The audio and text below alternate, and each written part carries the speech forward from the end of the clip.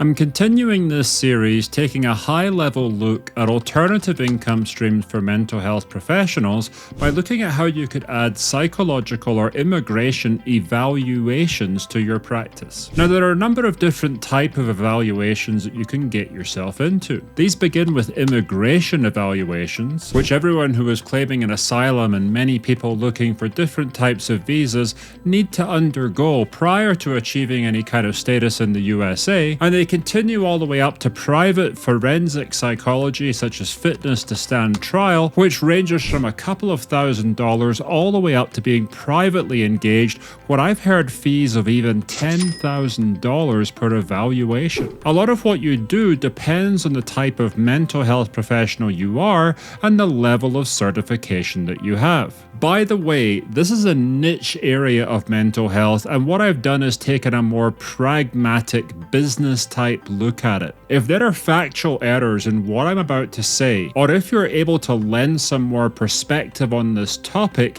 do so in the comments section under this video. I invite those with real world experience to contribute or to correct me, and maybe we'll even make some follow-ups to this because this is definitely quite niche. There's much less information out there, and this has really been the most difficult topic for me to research. So let's get into the advantages and disadvantages of adding immigration evaluations or psychological evaluations to your practice, either as an additional revenue stream to control your clinical hours, or even turning towards it exclusively and focusing on it. So let's start with the advantages. Well, the first advantage is that your hourly rate can be 3 to 4 times higher than one-on-one clinical therapy with fewer client-facing hours. Why do I say that? Well, let's do the math. Immigration evaluations seem to begin around $800 each, although I've seen them priced as high as $1,200 or $2,000 before. Clinicians tell me that on average they spend about 4 hours face-to-face with a client that they're doing an evaluation for, and then another 4 hours doing the report itself. So if you charge an immigration evaluation at $1,000, you've reduced client-facing hours, and these are the hours that really burn you out, down from 6 hours to 4 hours, and created a bunch of flexibility in your schedule because the report writing can be done in flex time. If you're able to provide more expensive evaluations, such as in the $2,000 range, my understanding is they don't require you to spend much more time, which means you could effectively make $2,000 for 4 hours of client time and 4 hours of report writing time. That's $250 per hour. Now let me add a kicker. With the dawn of AI services that take notes for you and support companies in other countries that will actually take your notes and turn them into final draft reports for you to just read and correct, you can cut even more hours out of the process. It's possible to effectively double your hourly rate including report writing, but spend less than half the hours you currently do actually face-to-face with people. Advantage number 2,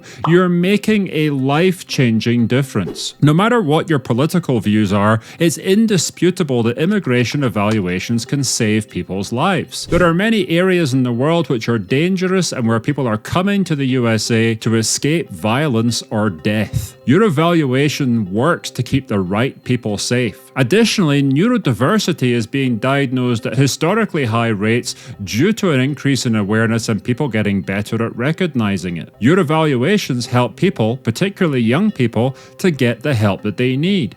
And that's before we get into issues like fitness to stand trial, where there are people who might be able to avoid prison time if it's not something they deserve to be given. Advantage number 3, you no longer need to be bilingual to do immigration evaluations. So if your client doesn't speak English, there are highly cost-effective live translation services available now via the internet where you can have a real-time HIPAA-compliant translator assist you in meeting with the client when the client doesn't speak English. And they only cost about $20 an hour because we are hiring them from outside the USA. This means that immigration evaluations in particular can now be performed by any trained therapist for any person from any country in the world without the need for you to learn any languages. Pretty cool, right?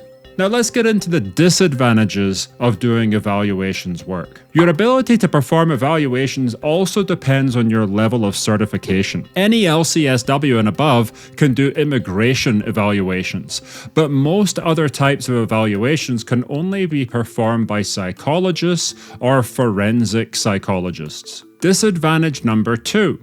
You will need additional training. While for some types of evaluations there are fairly loose criteria for what specific certifications or training you absolutely must have to do them, in many cases you're still going to need to find someone who can teach you how to do it well, because figuring it out on your own can be very time consuming and open you to expensive mistakes. And disadvantage number 3, you need to know how to get the business. This type of work is about either advertising in the right places or nurturing the right relationships for the right referrals. Because the type of work evaluations really are, you're going to have a way of bringing this business to you that you'll need to start off from scratch. I actually think that most mental health professionals who are doing evaluations now are actually quite outdated in their approach and could be using more digital marketing to fill their assessment caseload far faster. And disadvantage number 3,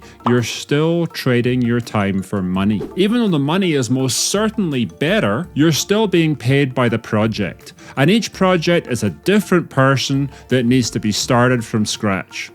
While being highly systematic, employing AI, and even report writing services that can cut your time down a lot, you still are effectively delivering a product that is dependent upon a certain amount of client work for every check you receive. So there you have it. What is your view on mental health or immigration evaluations? Did I get the terminology right? Did I take the right view on the market here? Let me know your comments and the thoughts, and we can get some collaboration going.